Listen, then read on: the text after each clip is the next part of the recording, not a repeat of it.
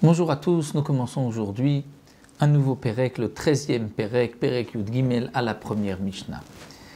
Le Pérec va nous parler du Mioun. Le Mioun, nous l'avons vu déjà plusieurs fois, c'est lorsque une jeune fille, une petite fille comme nous allons le voir, va refuser son mariage.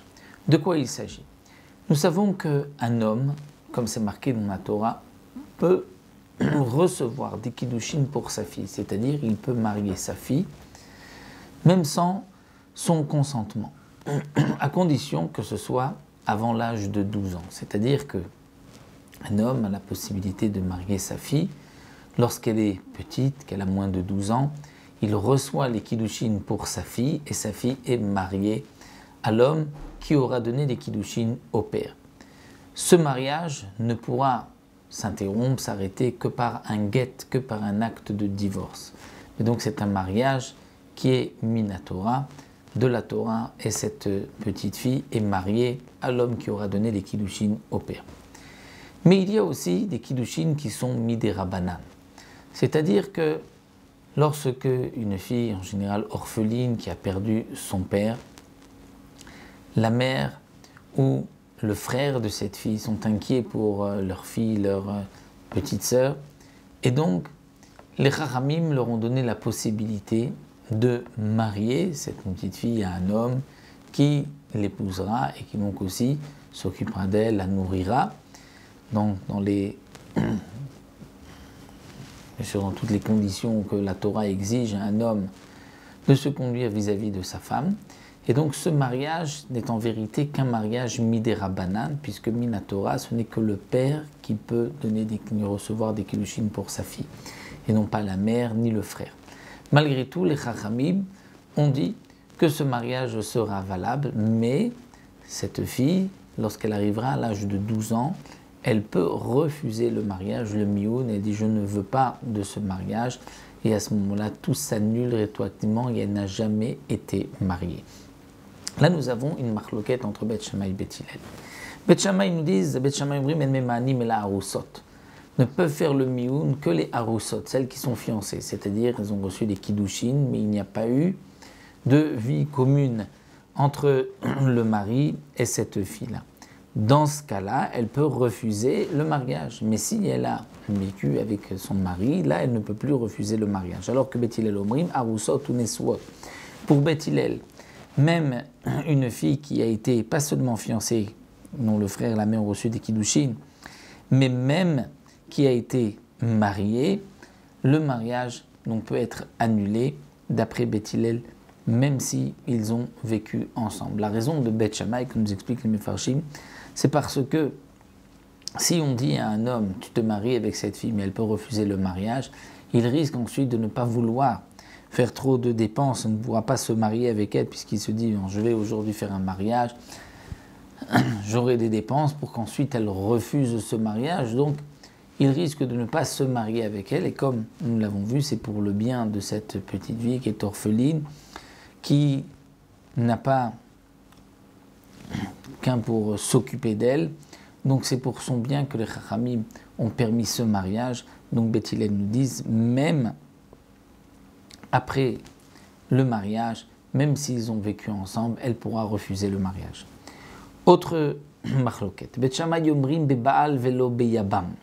C'est-à-dire que la petite fille ne peut refuser à l'âge de 12 ans le mariage que si son mari est encore vivant. Mais si son mari est mort, elle n'a pas encore fait le mioun et elle se retrouve maintenant à devoir faire le yiboum avec le frère de son mari. Est-ce qu'elle pourrait maintenant refuser le mariage qui avait eu lieu avec celui qui est décédé, et donc elle serait ainsi dispensée automatiquement de ce yiboum? Beth Shammai nous disent non, bebal velo beyabam. Là, il faudra attendre qu'elle grandisse, et après l'âge de 12 ans, elle fera chalitza si elle ne veut pas faire yiboum. Alors que Beth Hillel omrim bebal ou beyabam. Pour Beth Hillel, on pourra faire le mioun, le baal, le mari, et même beyabam, c'est-à-dire s'il est décédé, et qu'elle se retrouve face au Yabam, donc au beau-frère qui doit faire le Yiboum, elle peut maintenant dire « je refuse le premier mariage » et elle n'a plus besoin de faire Yiboum. Bet Shammai Yomrim, autre marloquette avec Bet Shammai et Bet Hillel. Bet Shammai nous disent Befanav. Elle ne peut faire le mioun que Befanav, si son mari est présent, s'il est là. Bet Hillel Omrim Befanav Shel Befanav. Pour Bet Hillel, donc qu'il soit présent ou pas, elle peut faire le mioun. Pour Bet Shammai, lorsqu'il est là, elle a bien sûr plus de mal à faire le mioun, c'est ce que l'on veut. D'une certaine manière, on ne veut pas annuler ce mariage, donc on va la confronter face à son mari. Si vraiment elle dit « je ne veux pas continuer ce mariage », donc là elle pourra l'interrompre, mais c'est donc devant son mari d'après Bet Shammai. D'après Bet Hillel, même s'il n'est pas présent. Bet Shammai ou même Bet Din, pour Bet Shammai, ce mioun, ce refus doit se faire au Bet Din, uniquement au Bet Din, alors que Bet Hillel omrim Bet Din veshelo Bet Din. Pour Bet Hillel, que ce soit au Bet Din ou même si on n'est pas devant le bénin, le tribunal, à condition qu'on soit devant 2 témoins, c'est suffisant pour faire le mioun. Hamulem Bet Hillel Bet Shammai, Bet Hillel on dit à Bet Shammai, mema'enet v'iktana afilu arba v'chamisha pe'amim. Bet Hillel on dit à Bet Shammai, une fille peut faire le mioun lorsqu'elle est donc toujours ktana, petite, afilu arba v'chamisha pe'amim, même si c'est 4 ou 5 fois. C'est-à-dire que si il y a eu un mariage, elle a été mariée par sa mère, et ensuite elle a refusé ce mariage. Et sa mère va la remarier avec quelqu'un d'autre, et ensuite elle refuse encore, mais sa mère va la remarier avec une autre personne, même 4 ou 5 fois, elle peut à chaque fois faire un mioun, donc le mariage s'annule et elle peut se remarier avec quelqu'un d'autre. Amulem Bet Shammai ne sont pas d'accord. En Benot Israël Efker. Bet Shammai nous dit non. Les filles Benot Israël ne sont pas Efker. Ne sont pas Efker, on ne peut pas faire ainsi un mariage, un autre mariage et tous les annuler.